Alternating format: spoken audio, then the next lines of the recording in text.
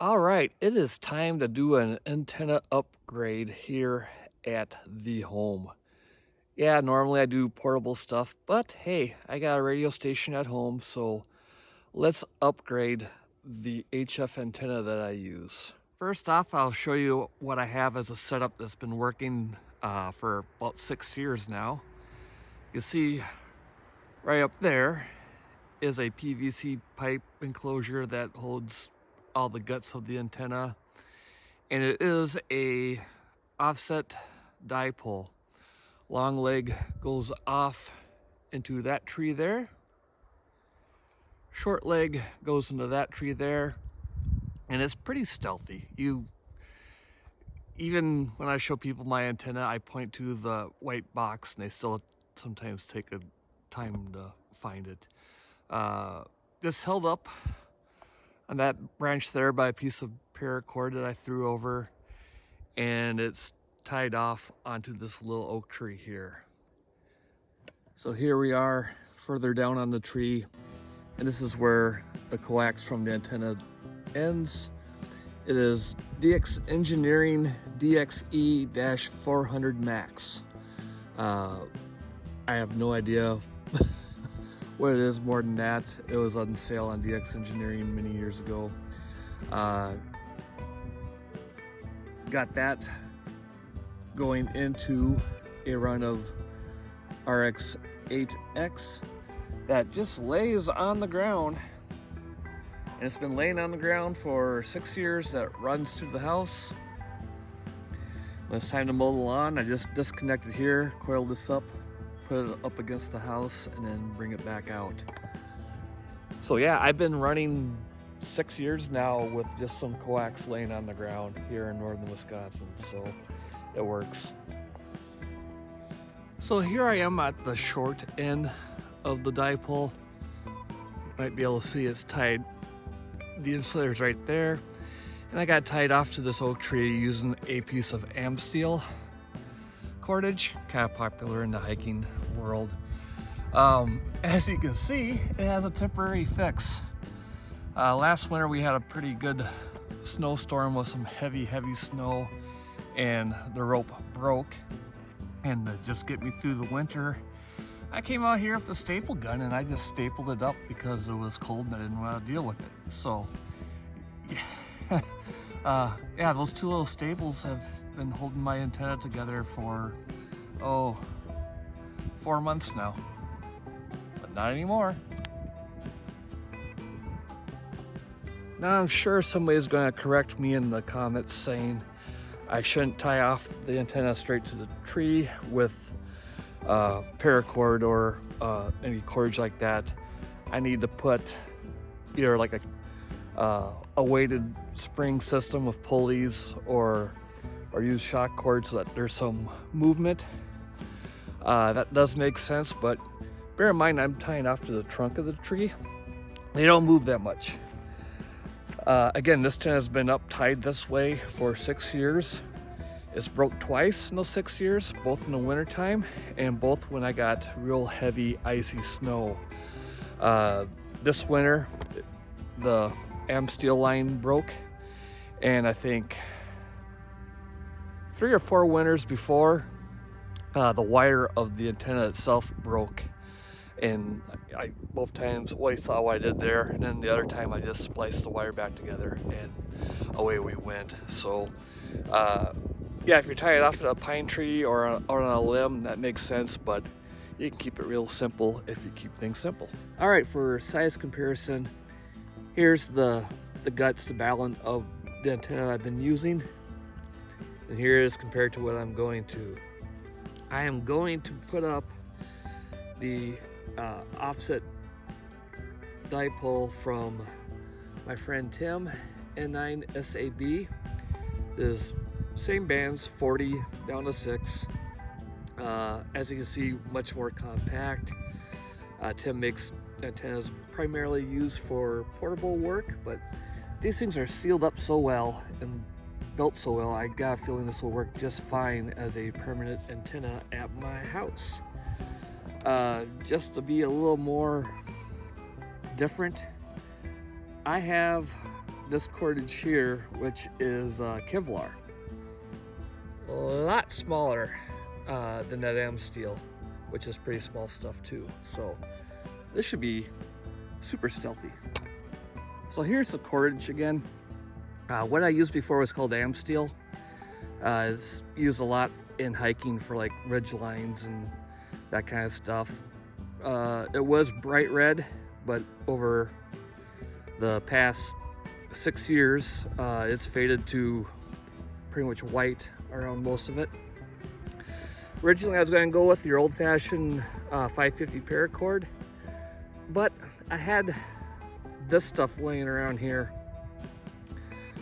This is Kevlar cordage, and this stuff is pretty cool. It's not too expensive, I don't think, but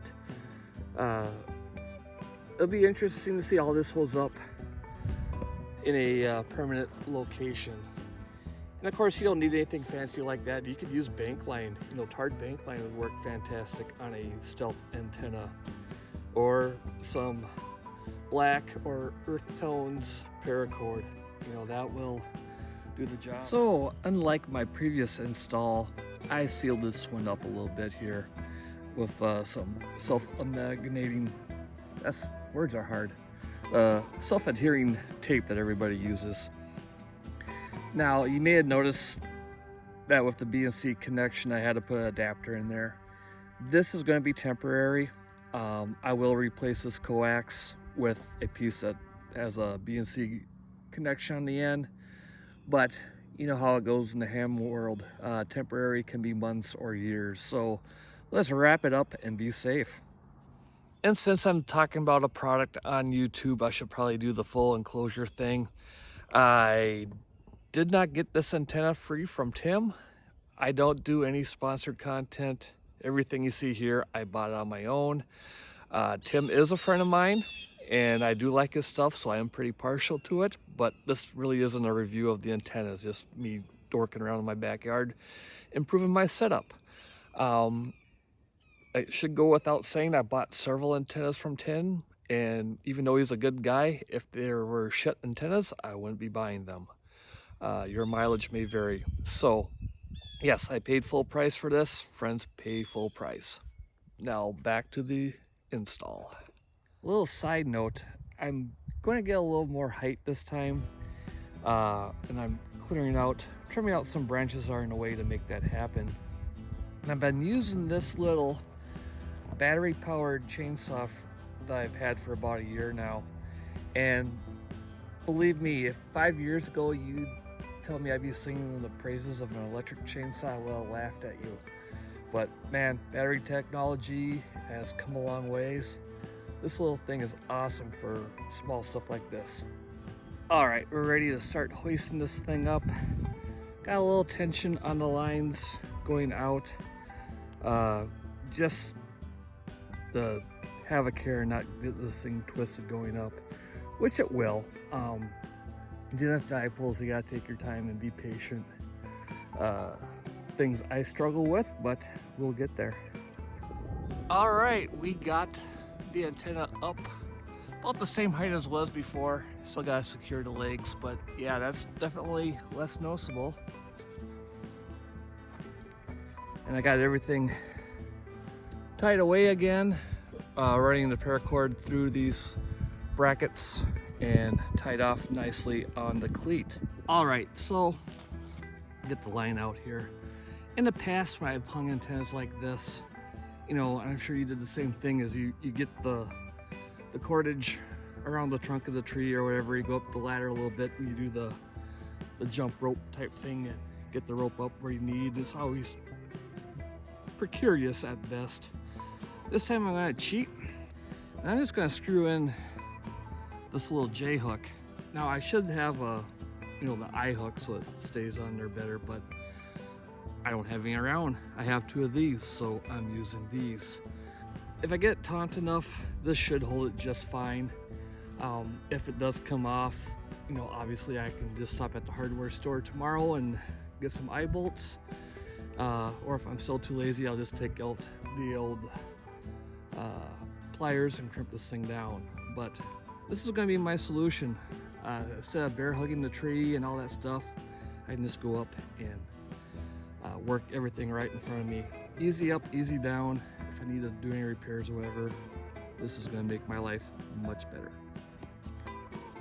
Now, screwing one of these by hand into a twisted old red oak like that would cause me to swear more than even I'm comfortable with. So let's pre-drill some holes. All right, I just did some trimming.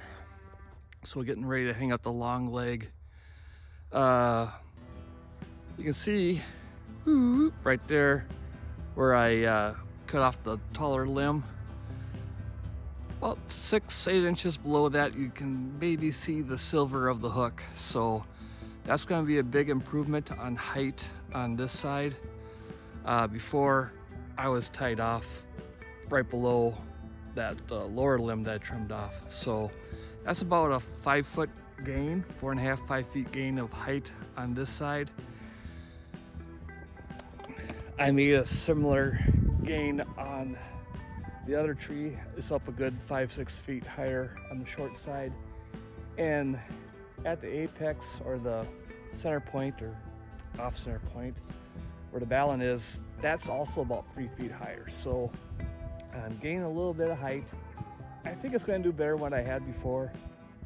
And before, you know, I keep repeating myself, the setup I had was pretty janky at best by most ham radio operator standards, but it worked.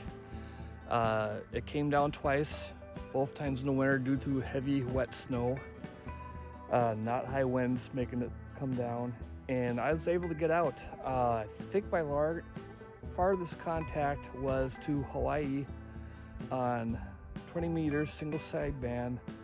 I picked up Hamstick Eric doing a POTA, so it was like he was doing all the heavy lifting, so it worked.